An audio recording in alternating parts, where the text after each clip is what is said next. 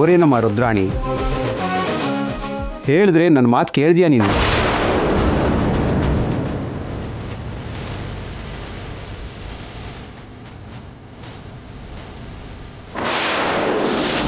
ಇಲ್ಲಿನ ಜನರನ್ನ ಜಾಗೃತಗೊಳಿಸೋದಕ್ಕೆ ಬಂದಿರೋ ವೀರನಾರಿ ನೀನೇನಾ? ಎಲ್ಲೋಡೋ, ಈಗಷ್ಟೇ ಏನೋ ದೊಡ್ಡ ದೊಡ್ಡ ಡೈಲಾಗ್ ಹೊಡಿತಿದ್ದಲ್ಲ, ಇವಾಗ ನಮ್ಮ ಅಕ್ಕನ ಎದುರುಗಡೆ ಹೇಳು.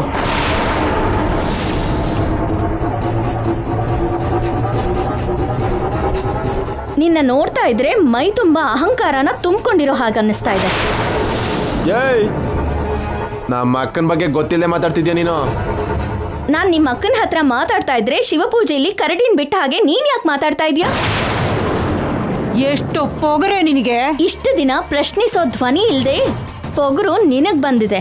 ನೀನು ಪ್ರಶ್ನೆ ಮಾಡೋದಕ್ ಬಂದಿಲ್ಲ, ನಿನ್ನ ಟೈಮ್ ಚೆನ್ನಾಗಿಲ್ದೆ ಸಾಯೋದಕ್ ಬಂದಿದ್ಯಾ. ಸಾವಿಗೆ ನಾನ್ ಯಾವತ್ತೂ ಹೆದರಿಲ್ಲ. ಎಷ್ಟೇ ನಿನಗ್ ಧೈರ್ಯ ನಿಜ ಮಾತಾಡೋದು. ನನಗೆ ಎದುರು ಮಾತಾಡೋರು, ನನ್ನ ಆಜ್ಞೆಗೆ ಅಡ್ಡಿ ಮಾಡೋರು ಈ ಭೂಮಿ ಬಿಟ್ಟು ಹೋಗ್ತಾರೆ. ಯಾವಾಗ್ಲೋ ಚಿಕ್ಕ ವಯಸ್ಸಲ್ಲಿ ನಿನ್ ಮಗಳ ಮದ್ವೆ ನಿಂತು ಹೋಯ್ತು ಅಂತ, ಇನ್ಯಾರಿಗೂ ಮದ್ವೆ ಆಗ್ಬಾರ್ದು ಅಂತ ಗೆರೆ ಹಾಕೋದಕ್ಕೆ ನೀನ್ ಯಾರು? ಸಿಂಹಾಸನ ಇಲ್ದೇ ಇರೋ ರಾಜ, ಕಿರೀಟ ಇಲ್ದೇ ಇರೋ ಮಹಾರಾಣಿ. ನೀನು ಆ ಕಾಲದಲ್ಲೇ ಉಳ್ಕೊಂಡಿರೋ ಹಾಗಿದ್ಯಾ. ಈ ಕಾಲಕ್ ಬಾ, ಮರ್ಯಾದೆಯಿಂದ ವಾಪಸ್ ಹೋಗು. ದೇವಸ್ಥಾನದ ಬಾಗ್ಲು ತೆಗೆದು ಹೋಗ್ತೀನಿ. ದೇವರಿಗೆ ಅಭಿಷೇಕ ಮಾಡ್ಬಿಟ್ಟು ಹೋಗ್ತೀನಿ. ಪ್ರೀತಿಸಿರೋ ಇವರಿಬ್ರಿಗೂ ನಿನ್ ಕಣ್ಮುಂದೆನೆ ಈ ದೇವಸ್ಥಾನದಲ್ಲಿ ಮದ್ವೆ ಮಾಡಿ ಹೋಗ್ತೀನಿ. ಕನ್ಸ್ ಕಾಣ್ತಿದ್ಯಾ? ಈ ಊರಿಗೆ ಕೆಟ್ಟ ಕನ್ಸಾಗಿರೋ ನಿನಗೆ ಸವಾಲ್ ಹಾಕ್ತಾ ಇದ್ದೀನಿ. ತುಂಬಾ ಜಾಸ್ತಿ ಮಾತಾಡ್ತಿದ್ದಲ್ಲಿ ಮುಗಿಸ್ಬಿಡಕ. ಏನ್ರ ಯಾರೋ ಒಬ್ಳು ಹೊರಗಡೆಯಿಂದ ಬಂದು ನಿಮಗೆ 4 ಮಾತು ಹೇಳಿದ ತಕ್ಷಣ ನಿಮ್ಮೆಲ್ರಿಗೂ ಇಲ್ದೇ ಇರೋ ಧೈರ್ಯ ಎಲ್ಲ ಬಂದ್ಬಿಡ್ತಾ? ಏನ್ರ ಬದುಕ್ಬೇಕು ಅಂತ ಆಸೆ ಇಲ್ವಾ ನಿಮ್ಗೆ? ಇಡೀ ಊರ್ಗೂರೇ ಸುಟ್ಟು ಭಸ್ಮ ಮಾಡ್ಬಿಡ್ತೀನಿ. ಹಾಗ್ ಸುಟ್ರೆ ಆ ಬೆಂಕಿಲ್ ಮೊದ್ಲು ಸುಟ್ಟೋಗೋದು ನೀವೇನೆ. ತುಂಬಾ ಜಾಸ್ತಿ ಮಾತಾಡ್ತಿದ್ಯಾ. ಮಾತಾಡೋ ಹಕ್ಕು ನನಗಿದೆ. ಅನ್ಯಾಯನ ಎದುರಿಸೋ ಜವಾಬ್ದಾರಿ ನಂಗಿದೆ. ಅನ್ಕೊಂಡಿರೋದನ್ನ ಸಾಧಿಸೋ ಧೈರ್ಯ ನನಗಿದೆ. ನೀನು ಊರಿನ ಹುಡುಗಿಗೆ ಮದುವೆ ಆಗ್ತಿಲ್ಲ ಅಂತ ನೀನು ಇಷ್ಟೆಲ್ಲ ಮಾತಾಡ್ತಿದ್ಯಾ. ಆವತ್ತು ನನ್ನ ಮಗಳ ಮದುವೆಯಲ್ಲಿ ಇವರೆಲ್ಲರೂ ನನಗೆ ಜೊತೆಯಾಗಿ ನಿಂತಿದ್ರೆ ನನ್ನ ಮಗಳ ಮದುವೆ ಆಗ್ತಿತ್ತು.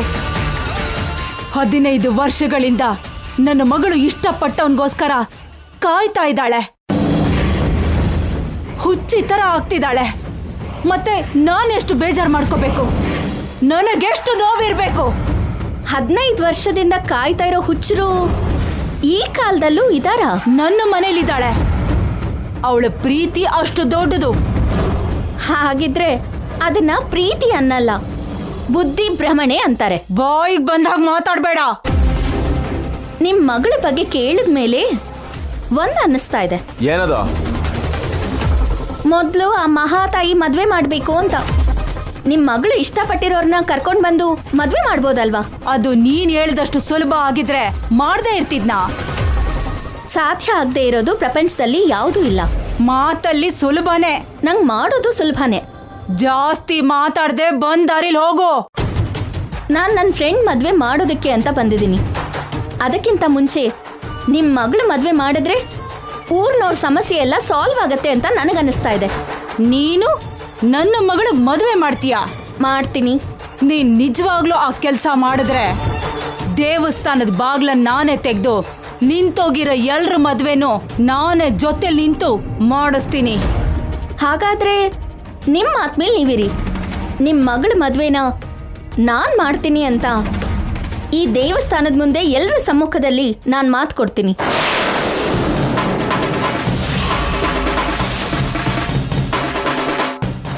ಅಮ್ಮ, ರುದ್ರಾಣಿಯವ್ರ ಮಗಳಿಗೆ ಮದುವೆ ಮಾಡಿಸೋದು ಅಷ್ಟು ಸುಲಭ ಅಲ್ಲಮ್ಮ. ಅದಕ್ಕೆ ಅಲ್ವಾ ನನಗೊಂದು ಅವಕಾಶ ಕೊಡಿ ಅಂತ ಕೇಳ್ತಾ ಇರೋದು. ಅನಾವಶ್ಯಕವಾಗಿ ನೀನ್ ಸಿಕ್ಕಾಕೋತೀಯಮ್ಮ. ಇವ್ರ ಮಗಳ ಮದುವೆ ಏನಾದ್ರೂ ಪದ್ಮ ವ್ಯೂಹನ ಸಿಕ್ಕಾಕೊಳ್ಳೋದಿಕ್ಕೆ? ಒಂದು ರೀತಿಲಿ ಅದೇ ಥರನಮ್ಮ. ಹಾಗಾದ್ರೆ ನಾನು ಭೇದಿಸ್ತೀನಿ. ಶಭಾಷ್, ನಿನ್ನ ಹಠ ನನಗಿಷ್ಟ ಆಯ್ತು. ನಿಜವಾಗ್ಲೂ ನೀನ್ ಹೇಳ್ದಂಗೆ ಮಾಡಿದ್ರೆ ಇವ್ರೆಲ್ರ ಜೀವನಕ್ಕೂ ಬೆಳಕಾಗ್ತೀಯ. ಹಾಗಾದ್ರೆ ಮೊದಲು ನಿನ್ನ ಮಗಳನ್ನ ನಂಗೆ ತೋರಿಸು. ಅವಳ ಜೊತೆ ನಾನು ಮಾತಾಡ್ತೀನಿ. ತೋರಿಸ್ತೀನಿ ಬಾ. ಗೀತಾ ನೀನ್ ಇಲ್ಲೇ ಇರು, ನಾನು ಹೋಗ್ಬಿಟ್ಟು ಬರ್ತೀನಿ. ಏಯ್, ಈ ಹುಡುಗಿನ ಬಿಟ್ಟು ಇನ್ಯಾರು ಈ ದೇವಸ್ಥಾನದ ಮುಂದೆ ಇರಬಾರ್ದು. ಹೋಗ್ರಿ ಎಲ್ಲ, ಹೇಳ್ತಿರೋದು ನಿಮ್ಗೆ. ಹೋಗಿ.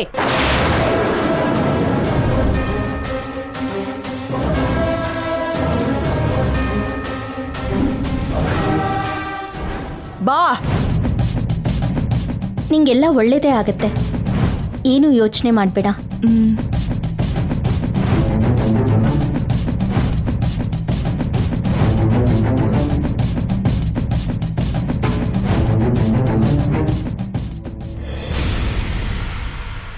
ಅಮ್ಮನವರು ಹೊರಟೋದಾಗ್ನಿಂದ ಮನೆಯಲ್ಲಿ ಸರಿಯಾದ ಪೂಜೆ ನಡೀತಿಲ್ಲ. ವಾಪಸ್ ಯಾವಾಗ ಬರ್ತಾಳೋ, ಹೇಗ್ ಬರ್ತಾಳೋ ಅರ್ಥ ಆಗ್ತಿಲ್ಲ.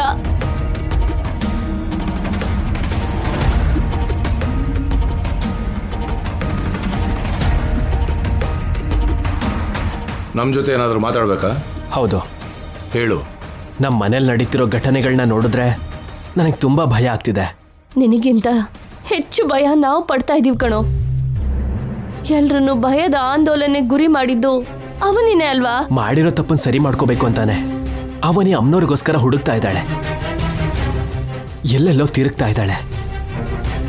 ಒಂದ್ ಕಡೆ ಪೌರ್ಣಿಮೆಯೊಳಗೆ ವಿಗ್ರಹ ಬರಲಿಲ್ಲ ಅಂದ್ರೆ ನಿನಗೆ ಏನಾಗುತ್ತೋ ಅನ್ನೋ ಭಯ. ಮತ್ತೊಂದ್ ಕಡೆ ಅವನಿ ತನ್ನ ಪ್ರಯತ್ನದ ಭಾಗದಲ್ಲಿ ಏನ್ ಮಾಡ್ಕೋತಾಳು ಅಂತ ಚಿಂತೆ. ನಾವು ಇಂಥ ಪರಿಸ್ಥಿತಿಯಿಂದ ಹೊರಗೆ ಬರಬೇಕು ಅಂದ್ರೆ ಒಂದು ಕೆಲಸ ಮಾಡಿದ್ರೆ ಚೆನ್ನಾಗಿರತ್ತೆ ಅನಿಸ್ತಿದೆ.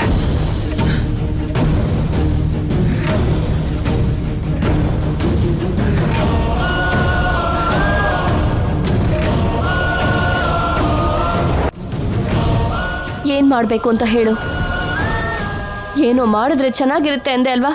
ಹೇಳು ಶ್ರೀಕರ್. ಏನಪ್ಪ, ನಾವು ಡಿಸ್ಟರ್ಬ್ ಮಾಡ್ತಾ ಇದ್ದೀವಾ? ಅಪ್ಪ ಅಮ್ಮ ಒಂಟಿಯಾಗಿರೋ ಸಮಯ ನೋಡಿ ಏನೋ ಪ್ಲಾನ್ ಮಾಡ್ತಾ ಇದೆಯಾ ಅಲ್ವಾ? ಅದೇನು ಅಂತ ಎಲ್ರ ಮುಂದೆ ಹೇಳೋದಕ್ಕೆ ಭಯ ಯಾಕೋ? ನಾನಾಗ್ಲಿ ಅವನೇ ಆಗ್ಲಿ ಏನು ಹೇಳಿದ್ರು ವಕ್ರ ಬುದ್ಧಿಲಿ ಯೋಚನೆ ಮಾಡ್ತೀರಾ ಅಲ್ವಾ? ಅದಕ್ಕೆ ನಿಮ್ಮ ಮುಂದೆ ಹೇಳಬೇಕೋ ಬೇಡವೋ ಅಂತ ಯೋಚನೆ ಮಾಡ್ತಿದ್ದೀನಿ. ನಿನ್ ಹೆಂಡತಿನ ಒಳ್ಳೆಯವಳನ್ನಾಗಿ ಮಾಡೋದಕ್ಕೆ ನಮ್ಮನ್ನ ಕೆಟ್ಟವರನ್ನಾಗಿ ಮಾಡ್ಬೇಕಾಗಿರೋ ಅವಶ್ಯಕತೆ ಇಲ್ಲ ಶ್ರೀಕರ್. ಮೊದಲು ನೀನೇನ್ ಹೇಳ್ಬೇಕು ಅನ್ಕೋತಿದ್ಯೋ ಅದನ್ನ ಹೇಳು. ವಿಗ್ರಹ ಯಾರ್ದೋ ಕೈಗೆ ಸಿಕ್ಕಿದೆ, ಅವರು ಹೇಳೋ ಥರ ಇಲ್ಲ ಅಂತ ಯೋಚನೆ ಇರೋರೇ ಆಗಿದ್ರೆ ಇಷ್ಟೊತ್ತಿಗೆ ಟಿವಿನಲ್ಲೋ ಪೇಪರ್ನಲ್ಲೋ ಪೊಲೀಸರ ಮುಖಾಂತರನೋ ಹೊರಗಡೆ ಬರ್ತಿತ್ತು ಅಲ್ವಾ? ಅದಕ್ಕೆ ಆ ವಿಗ್ರಹ ಯಾರ ಹತ್ರ ಇದೆಯೋ ಅವ್ರ ಹತ್ರನೇ ಉಳ್ಕೊಳ್ಳುತ್ತೆ ಅಂತ ಸುಮ್ಮನಾಗೋಣ.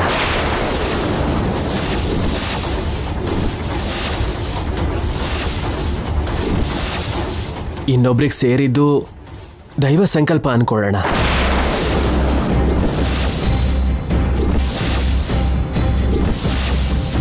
ಅವಾಗ ನಾನು ಅವನಿ ಬೇರೆ ಆಗ್ಬೇಕಾಗಿರೋ ಅಗತ್ಯ ಇರಲ್ಲ.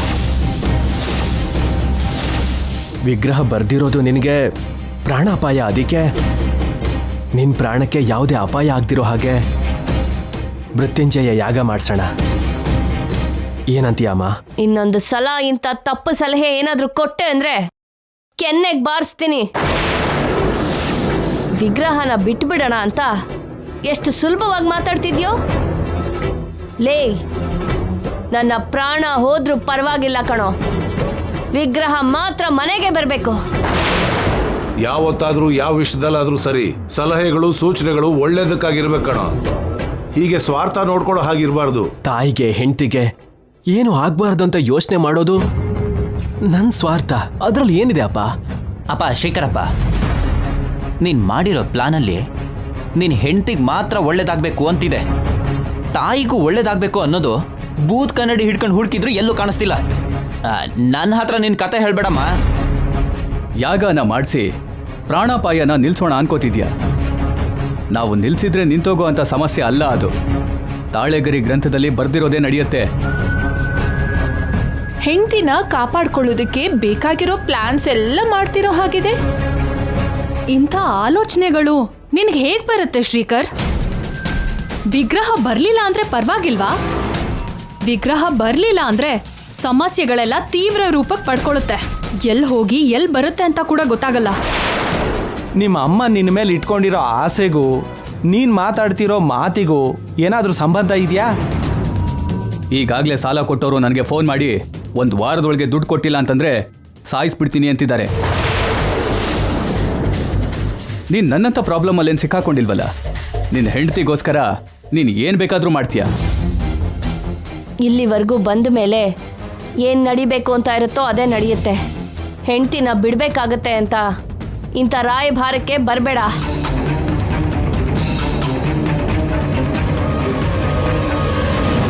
ಇದು ನಿನ್ನ ಯೋಚನೆನಾ ಅಥವಾ ನಿನ್ನ ಹೆಂಡತಿ ಯೋಚನೆನಾ?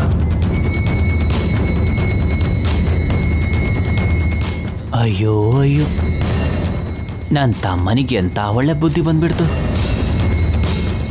ಇದು ಖಂಡಿತವಾಗ್ಲೂ ಆ ಅವನಿ ಯೋಚನೆನೇ ಆಗಿರುತ್ತೆ.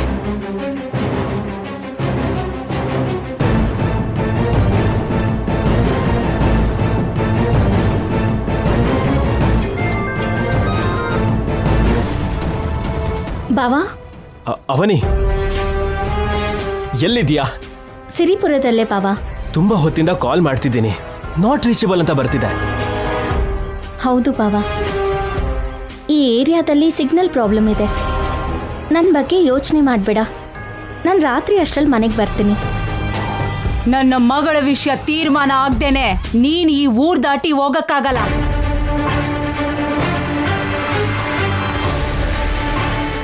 ಯಾರು ಅವನಿ? ಈ ಊರಲ್ಲೊಬ್ರು ಪರಿಚಯ ಆದ್ರು. ಏನು ಹೇಳ್ತಿದ್ದಾರೆ? ಏನಿಲ್ಲ ಬಿಡು ಬಾವಾ. ವಿಗ್ರಹದ ಬಗ್ಗೆ ಏನಾದರೂ ಗೊತ್ತಾಯ್ತಾ? ಆ ಕೆಲಸದಲ್ಲೇ ಇದ್ದೀನಿ. ನಾನು ಬಂದಿದ್ದು ಒಂದು ಕೆಲಸಕ್ಕಾದ್ರೆ ಈ ಊರಲ್ಲಿ ನನಗೆ ವಿಚಿತ್ರ ಆಚಾರಗಳು, ವಿಲಕ್ಷಣವಾದ ವಿಷಯಗಳು ಗೊತ್ತಾಯ್ತು. ಯಾರ ಜೊತೆ ಮಾತಾಡ್ತಿದ್ಯಾ? ನನ್ನ ಗಂಡನ ಜೊತೆ. ಮತ್ತೆ ಬಾವ ಅಂತಿದ್ದೀರಾ? ನನ್ನ ಗಂಡನ್ನ ನಾನು ಹಾಗೆ ಕರಿತೀನಿ. ನನ್ನ ಸೋದರತೆ ಮಗ. ನಿಮ್ಗೇನಾದರೂ ಪ್ರಾಬ್ಲಮ್ಮಾ? ನಮಗೇನು ಪ್ರಾಬ್ಲಮ್ಮು, ನಿಮ್ಮಿಷ್ಟ. ಅವನಿ, ಯಾರವರು? ನಮ್ಮ ಪರ್ಸ್ನಲ್ ವಿಷಯದಲ್ಲಿ ಇಂಟರ್ಫಿಯರ್ ಆಗ್ತಿದ್ದಾರೆ? ಅಂಥದ್ದೇನೂ ಇಲ್ಲ ಬಾವಾ, ಕ್ಯಾಶುಯಲ್ ಆಗಿ ಕೇಳಿದ್ರು. ಅವನಿ, ಏನು ಬಾವಾ? ಅದು ಯಾಕೆ ಭಯ ಪಡ್ತಿದ್ಯಾ? ಏನಾಯ್ತು ಬಾವಾ? ಈಗಷ್ಟೇ ನಮ್ಮ ಫೋಟೋ ಕೆಳಗಡೆ ಬಿದ್ದು ಒಡೆದು ಹೋಯ್ತು.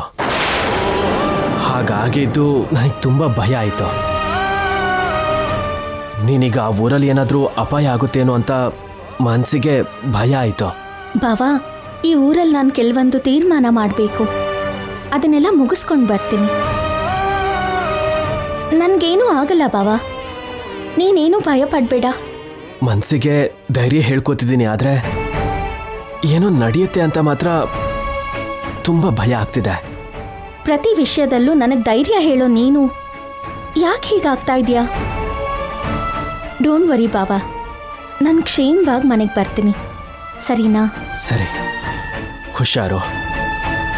ಯಾವುದೇ ಸಮಸ್ಯೆ ಬಂದರೂ ತಕ್ಷಣ ನನಗೆ ಫೋನ್ ಮಾಡು. ಸರಿ ಬಾವಾ.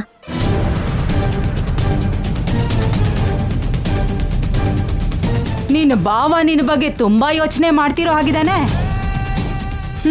ತುಂಬಾ ಎಚ್ಚರಿಕೆ ಮಾತುಗಳನ್ನ ಹೇಳ್ತಾವನೆ. ನಾನು ಅಂದ್ರೆ ನನ್ನ ಭಾವಂಗೆ ಪ್ರಾಣ, ನನ್ನ ಭಾವ ಅಂದ್ರೆ ನನಗೆ ಪ್ರಾಣ.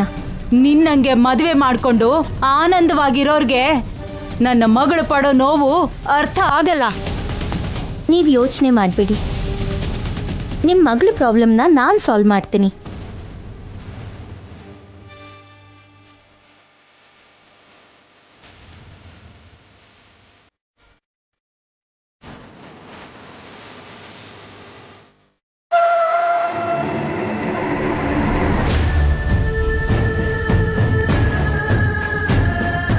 ಇದೇ ನಮ್ಮನೆ, ಇಳಿ.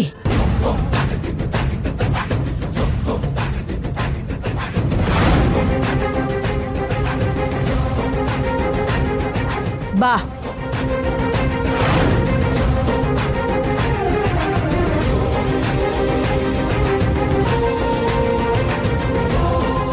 ನಮ್ಮ ಮಲಕ್ಕೆಂಗೆ ಮದುವೆ ಮಾಡಿಸ್ತೀನಿ ಅಂತ ಬಂದಿದ್ಯಲ್ವಾ, ಬಲಗಾಲ್ ಮುಂದೆ ಇಟ್ಕೊಂಡು ಒಳಗಡೆ ಬಾ.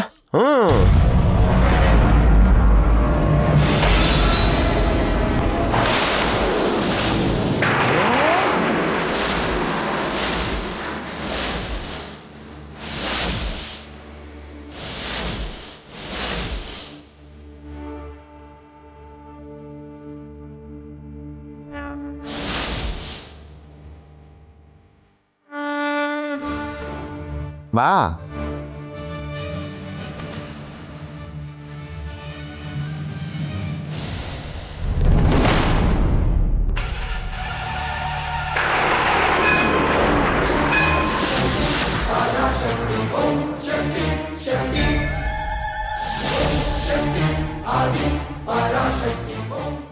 ಏನಾಯ್ತು?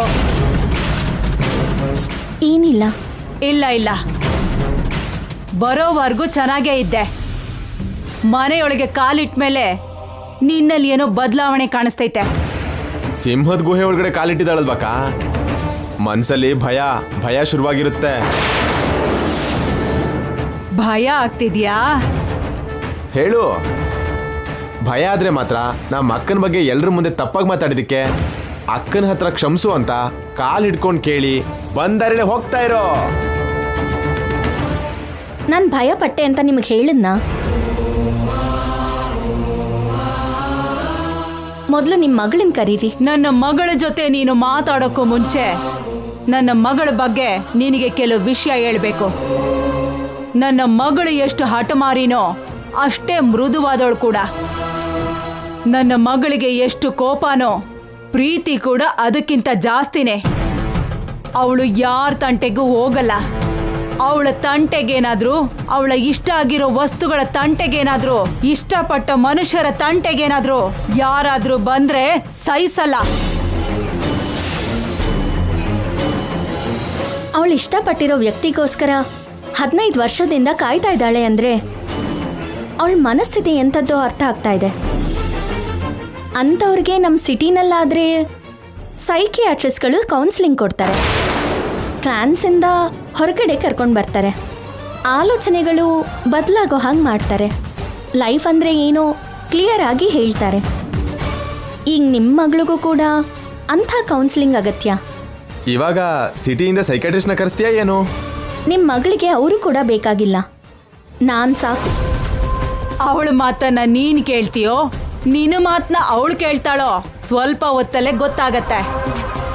ಅವಳು ಇಷ್ಟಪಟ್ಟವನ್ಗೆ ಕೊಟ್ಟು ಮದುವೆ ಮಾಡ್ತೀನಿ ಅಂದ್ಯಲ್ಲ, ಆ ರೂಮಲ್ಲಿದ್ದಾಳೆ, ಹೋಗಿ ಮಾತಾಡು.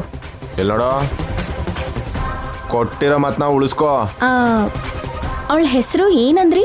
ಅಲೇಖ್ಯ. ಅಲೇಖ್ಯ ಹೆಸರು ಚೆನ್ನಾಗೇ ಇದೆ.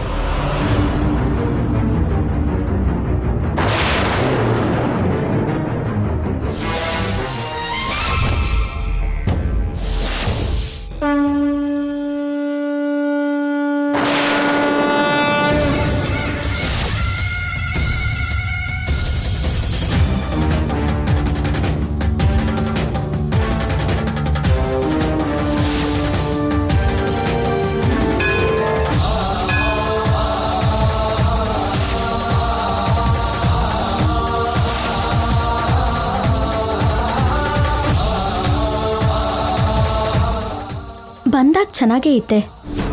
ಈ ರುದ್ರಾಣಿ ಮೇಲೆ, ರುದ್ರಾಣಿ ಮಗಳ ಮೇಲೆ ಕೋಪ ಬಿಟ್ರೆ ಇನ್ಯಾವುದೇ ಭಾವನೆ ಇರಲಿಲ್ಲ. ಅಂಥದ್ರಲ್ಲಿ ಈಗ ಮನಸ್ಸಲ್ಲಿ ಏನೇನೋ ಅನ್ನಿಸ್ತಾ ಇದೆಯಲ್ಲ.